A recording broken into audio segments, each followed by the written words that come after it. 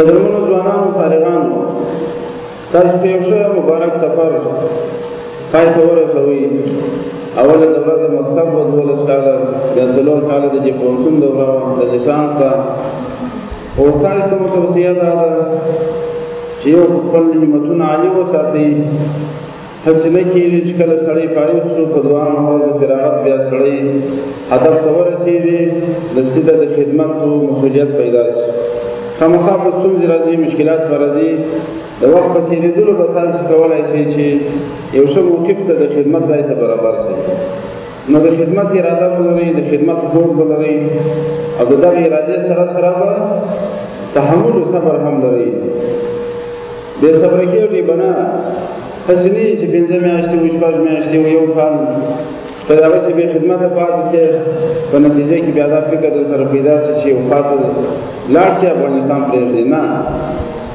او دوهم شی دا دی چې هغه ورونه ځوانان چې کورنۍ یې دا همکاري ورسره کوي چې نور هم په دا زده کړو کې ځان دی غني کړي، هغه دې کوشش وکړي ماستري برنامو ته ځان داخل کړي چې نور هم علمي ارتقا راشي، ښه متخصص شخص یې جوړ شي چې بیا په یو پوهنتون کې استاذي هم کولی شي، او بیا په یو وزارت کې او یا په یو مسلکي ځای کې په یو سکتور کې بیا خدمت هم کولی شي. کوشش دې وکړي چې دې میدان ته متوجه شي. او خدای مه کړه که داسې پېښه شي چې زموږ محصل ورور د فراغت نه وروسته بیا په هغه ځای کې ځان مصروف کړي چې هغه د ده د رشتې خلاف وي، بیا خو دغه 4 کاله او 12 کاله ټول ضایع شوله. او ستاسو سره دا علم چې نن در سره دی قدرمن ځوانه، دا یو امانت در سره دی. دا 4 کاله چې استادانو څه زحمت کښلی دي او تا تکلیف وړی دي، سفرونه دې کړي دي، انتظارونه دې کښلي دي، امتحانونه دې ورکړي دي، او 4 کاله چې په صنف کې انتظار کړی دی، هره ورځ دې سیما کړې ده، د استاد نه دې زده کړه کړې ده، عملي میدان دې لیدلی دی. د دې ټولو زحماتو نتیجه باید دا وي چې د دې خپلې رشتې مطابق خدمت وړاندې کړي ټولنې ته. او خدای مه کړه که په یو بل داسې رشته او داسې ځای باندې مصروف شي چې هغه ستا مسلک نه وي، بیا به هغه علم ضایع.